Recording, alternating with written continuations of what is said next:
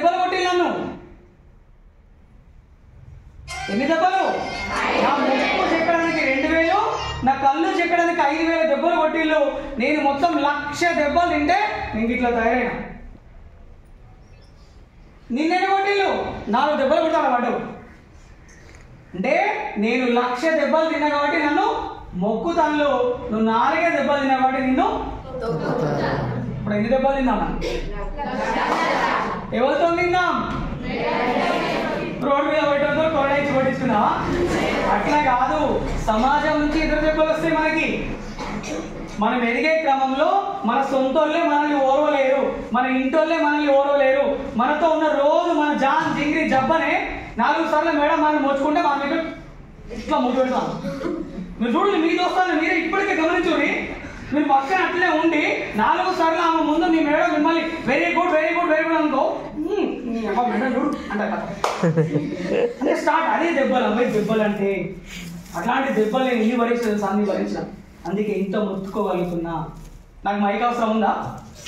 ఇంకా 500 మంది కూర్చోబెట్టు, ఇంకా 5 గంటలు మాట్లాడమను, నీళ్ళు ఏకూరి ఏది ఏకూరి మాట్లాడు. ఎందుకంటే నాకు ఇంట్రెస్ట్ మాట్లాడాలి. నా ఇంట్రెస్ట్తో నేను వచ్చిన ఇక్కడికి. మరి మీ ఇంట్రెస్ట్ తీసుకొని మీరు వెళ్తారా లేదా? గొప్ప సమాజం తయారు కావాలంటే అది కాదు, మనం చేయాలి. అందరూ అంటారు, సార్ ఇది కష్టం సార్, ఇది చేయలేం సార్. మరి ఇది చేయలేని చేస్తాను కాబట్టి నా స్టేటస్ 1500 మంది చూస్తాను. చేయాల్సింది అయితే 150 మంది కూడా చూడు. అందరి దగ్గర డబ్బు ఉంటుంది కావచ్చు, వాళ్ళు చచ్చిపోతారు, నేను చచ్చిపోతాను. మా ఊర్లో 200 కోట్లు ఉన్నాడు, 200 కోట్ల రూపాయలు మా బీమారు ఉన్నాడు, నేనున్నాను. మరి ఎక్కువ మంది ఆయనకు నమస్కారం పెడతారా, నాకు నమస్కారం పెడతారా? ఆయనకు పెడతారు, నాకు పెడతారు, మీకు తెలియదు. ఆయనకేమో డబ్బు చూసి పెడతారు, ఎన్నడూ నేను నాకు సాయం చేయకపోతాడా అని. మన ఆయన డబ్బు లేదు, మన లేదు, దుబ్బలేదు, నేను సాయం కూడా ఓపిక. నాకు ఎందుకు పెడతారు? అన్న మంచోడు అంతే, అన్న మంచోడు. ఇది తెచ్చుకోవడం కష్టమా? ఓకేనా? మ్యాథ్స్లో 100కు 99 తెచ్చుకోవడం కష్టం, ఒప్పుకుంటా. అదే మ్యాథ్స్ పని చెప్పినట్టు ఏంటే ఓకే వస్తాడు.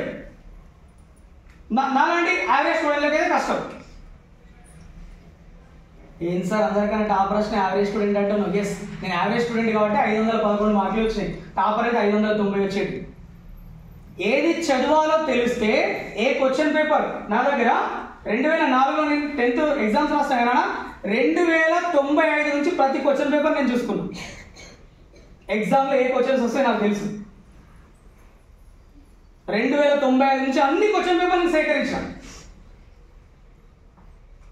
ఇంపార్టెంట్ క్వశ్చన్ అని సార్ చెప్పడం, నేను చెప్పేది ఇది వెరీ వెరీ ఇంపార్టెంట్. అది అట్లా నీకు సబ్జెక్ట్ మీద గ్రిప్ ఉండాలి, ఉంటే నీకు మార్క్స్ వస్తాయి ఈజీగా. అసలు 100కి 80 మార్కులు తెచ్చుకోవడం అసలు చాలా ఈజీ. 99 తెచ్చుకోవడం కష్టం. నేను మళ్ళీ చెప్తాను, 80 మార్కులు తెచ్చుకోవడం అసలు ముక్కులో ఉండే శివుడికి ఇట్లా చీదంత ఈజీ. ముక్కులో ఉండే శివుడు చీదడం కష్టమా మీకు ఎవరికన్నా? అయితే మీ అందరూ 80 మార్కులు తెచ్చుకోవచ్చు. ఇది రాసి పెట్టుకోండి. ఈరోజు జస్ట్ సబ్జెక్ట్ మీద గ్రిప్ ఉంచుకోండి అంతే. మార్కుల కోసం చదవకండి. నా ఈరోజు నుంచి నేను ఎన్నడూ మార్కుల కోసం చదవలేను. మళ్ళీ చెప్తున్నాను, నేను ఎన్నడూ ఎగ్జామ్ రోజు బుక్ పట్టలేదు. అది ఎంత ఎగ్జామ్ అయినా అవ్వచ్చు. ఈ రోజు వరకు నేను ఏ ఎగ్జామ్ ఫెయిల్ కాదు. మినిమం 35 మార్కులకు 35 తెచ్చుకున్నాను. అంటే సబ్జెక్ట్ మీద గ్రిప్ ఉంటే ఇది పాసిబుల్. ఇంటర్ ఫర్ ఎగ్జాంపుల్ ఇప్పుడు 10th క్లాస్లో మంచి మార్కులు వస్తున్న సిఎస్లో పాస్ కావచ్చు. స్కూల్లో 60 క్లాస్కి వచ్చినా పాస్ కావచ్చు. ఎందుకు? ఆల్రెడీ సబ్జెక్ట్ సగం అందులోనే ఉంటుంది కదా. చిన్నప్పుడు చదివిన సబ్జెక్ట్ తర్వాత రాదా? ఇప్పుడు బయాలజీ అయినోడికి బైపీసీ ఈజీగా పాస్ అయిపోతాడు, సోషల్ అయినోడు ఈజీగా పాస్ అయిపోతాడు. కొన్ని నేర్చుకోవాలి ఎక్స్ట్రా. మరి అదెందుకు మనకు పాసిబుల్ కావట్లేదు అంటే సబ్జెక్ట్ మీద గ్రిప్ ఉండట్లేదు. ఒకటి. రెండోది ఎగ్జామ్స్ ఉందానికి బుక్లు పడతాం. 1 2 3 1 2 3 1 2 3 1 2 3 1 2 3 ఇట్లా అవుడు కాదు. బట్టి పడితే రాదు. ఇష్టంతో చదవండి, సబ్జెక్ట్ నేర్చుకోండి. హాలిడేస్ కానీ ఏమన్నా రాని, ఇంట్లో పండుగలు రాని, ఈవెన్ ఇంకా చెప్పాలంటే మన దగ్గర వాళ్ళు చనిపోని అవసరం మనమేం పిల్లలం. మనం అక్కడ ఏం చేస్తాం? ఒక్కరోజు అట్లా పోయి ఇట్లా రావాలంటే మేడం దసరా తర్వాత 18 తారీఖు సెలవులు అయితే 19 తారీఖు వద్దా అంటే 20 తారీఖు రండి అంటే లేదు మేడం మేము 19 తారీఖు వస్తాం, ఆయమ్మ రమ్మంటే కావాలి, మాకు బువ్వ పెట్టుడే కావాలి, మీరు ఫైట్ చేయాలి. చేస్తాను కూడా చేయలేవటండి.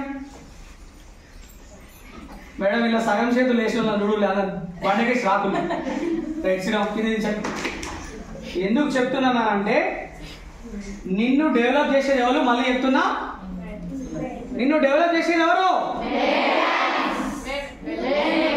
ఎవరు? మీరు చేస్తా, మీరు అయితా అని కూడా మేడం చేస్తుంది. వీళ్ళు ఉలిలు, ఇప్పుడు శిల్పులు ఉన్నారు కదా, వీళ్ళు శిల్పులు, పాఠాలు ఉలి, బండెవరు? మరి ఇట్లా కొట్టాలనే పలిగిపోయాం అనుకో, ఏమైందో అది రెడీ కడుపునో కింద బాండం అవుతావు. ఎన్ని దెబ్బలు కొట్టినా ఓర్చుకున్నావు అనుకో ఏమైతావు? అప్పుడు ఏమైతావు?